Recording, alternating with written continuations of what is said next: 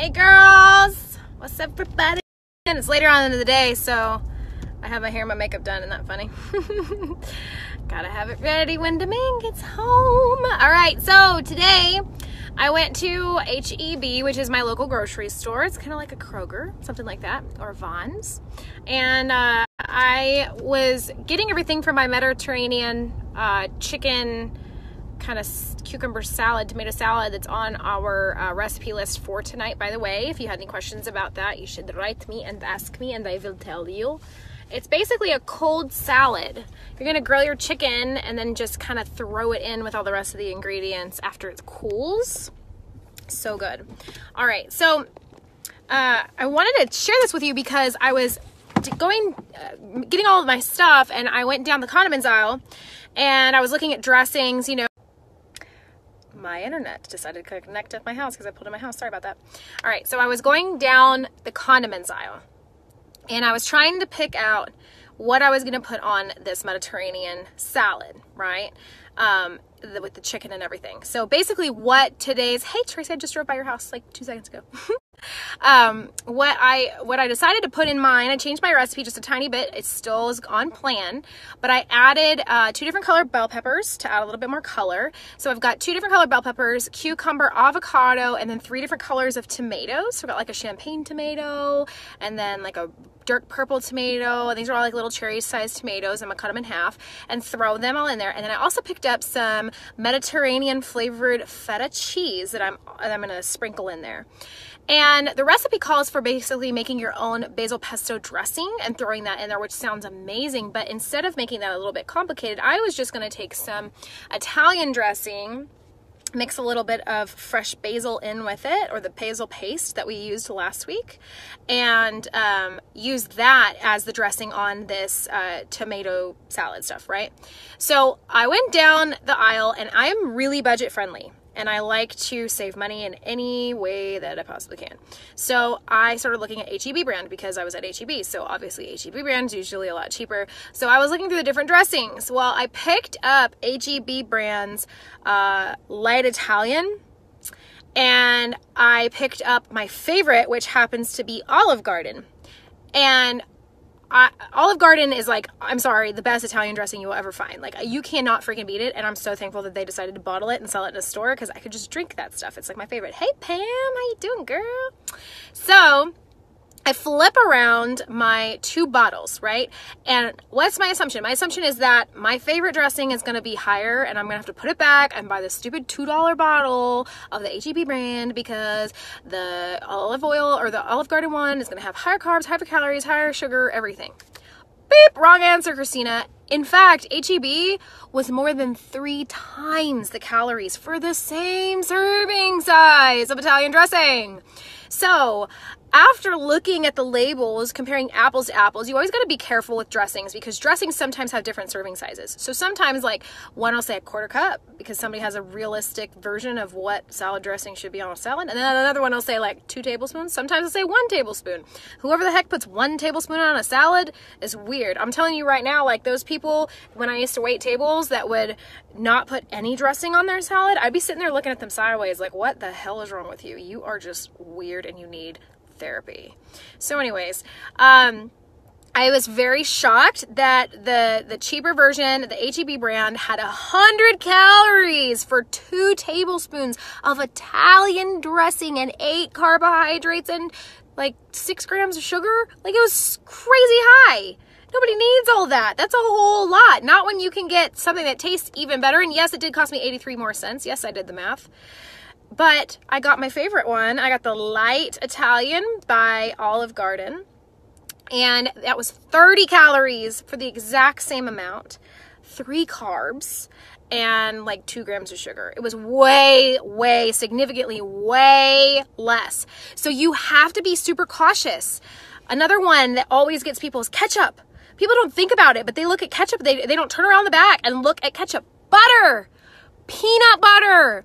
We just think, oh, a little bit's not going to hurt. But if you do a little bit 5 times a day on each one of your meals, or if you're putting just a little extra, or if you're using a lot of dressing, you are going to go over your calories like crazy. You have to be so careful. So Ketchup is something that's got a lot of sugar, and lots of people don't usually check for it. There are sugar-free brands out there. There is Walden's Farms that taste like caca. Don't do it.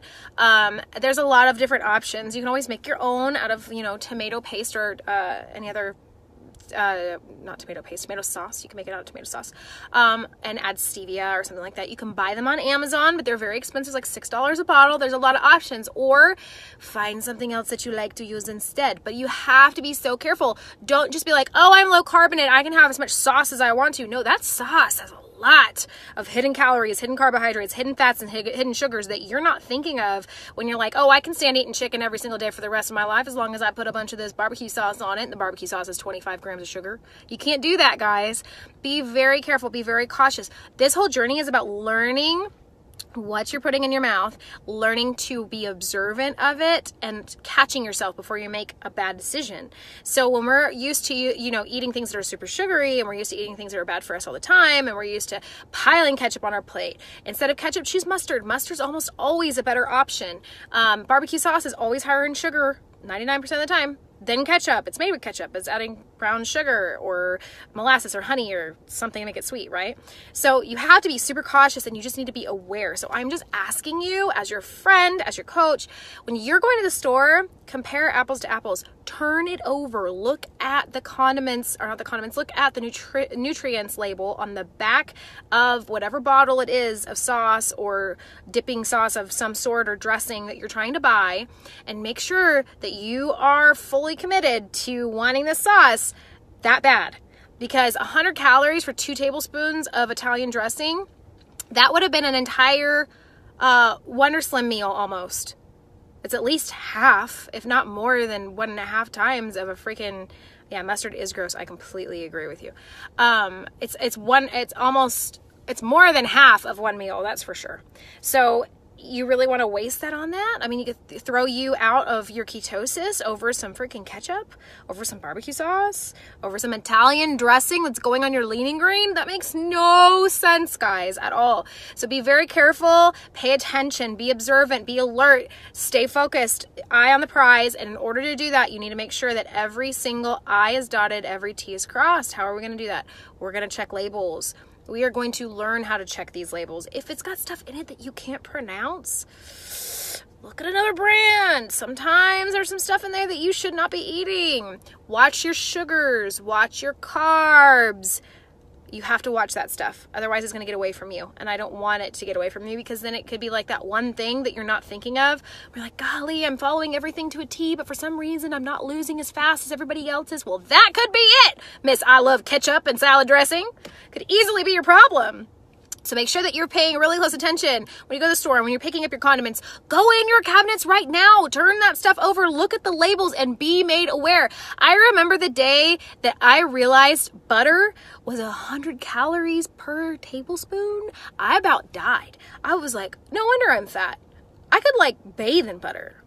I could melt it and drink it. My mom used to feed me butter sandwiches growing up. I love butter, okay? So for me to sit there and be eating, a stick of butter practically on bread, just one little thing of bread, no wonder. That was 800 calories right there. So, and yes, sodium is a huge issue as well. For those of you that eat out a lot, there's a ton of hidden sodium, salt in your food. You have to be very cautious. Anything that you're drinking, I'm gonna give you an example.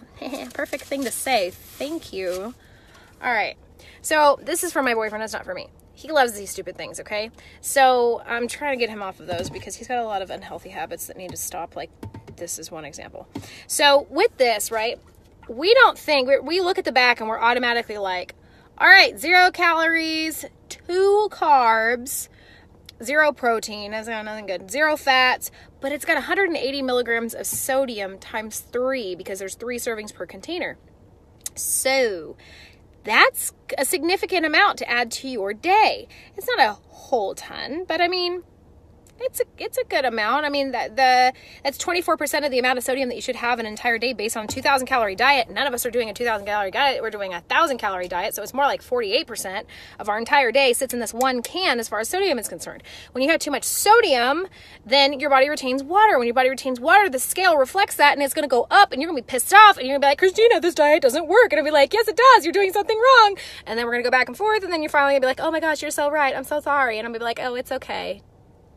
So, just keep all of these things in mind. Be very, very, very cautious of what you're dipping your food in, what you're putting on your food, even the amount of salt you're sprinkling on your food. Be very cautious. You need to watch those condiments. They are very, very, very important. Bang only had, I love Bang. Bang is my favorite energy drink. I freaking love those things. The cotton candy, the sour heads, the purple haze, the pear guava.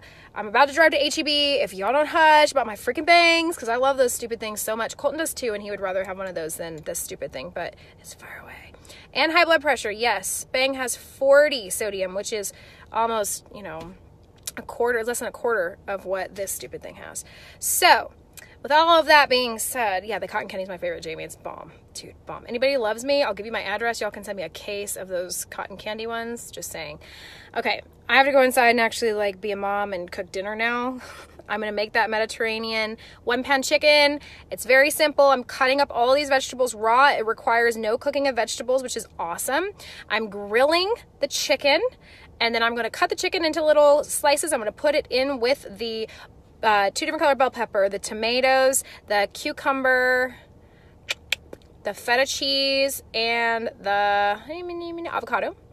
And I'm going to sprinkle some of that low-calorie Italian dressing in there and put a little bit of basil in there and stir it up with the chicken once it's cooled. And it'll be so good. So good. For me and Colton, however, I'm making salmon because it sounded better than chicken, and I'm going to serve the salad as a side item instead of as a one-pan dish like I'm giving my kids because they don't like salmon. So, I hope everybody's had a great day today. I hope everybody's been on plan. For those of you who have been discussing vacation and going off plan on vacation, I will tell you from personal experience, it's not a great idea, and you should bring your food with you.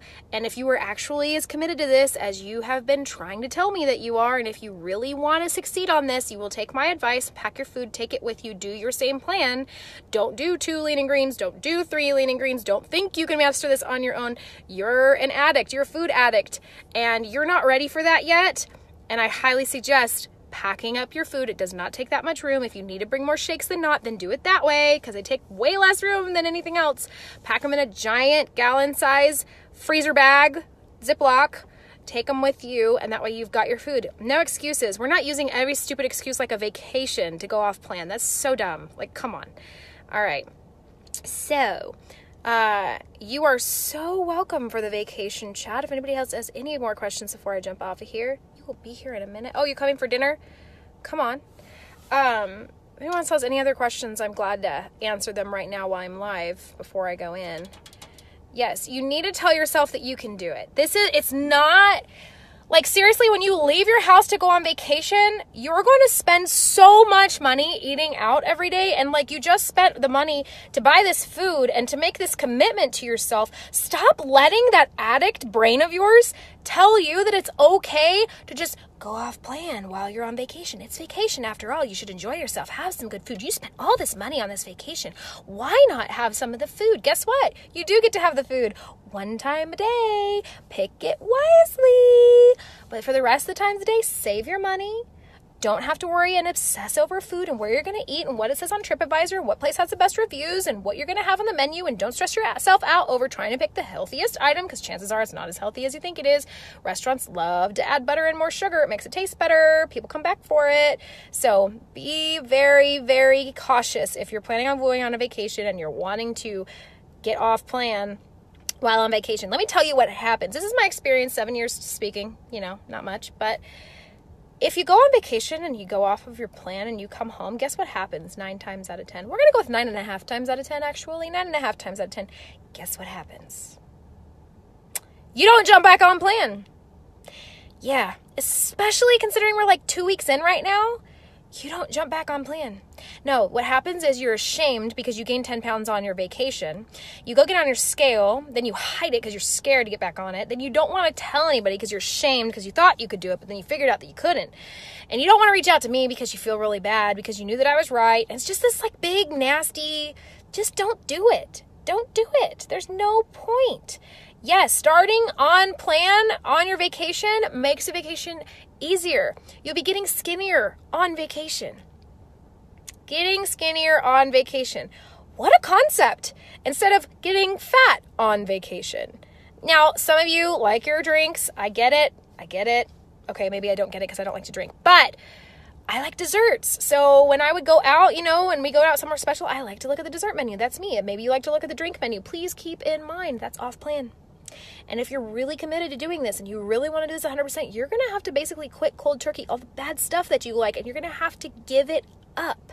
You cannot sit here and feed it just a little bit. That's a monster inside of you. You can't just feed it just a little bit and think it's going to be okay. It's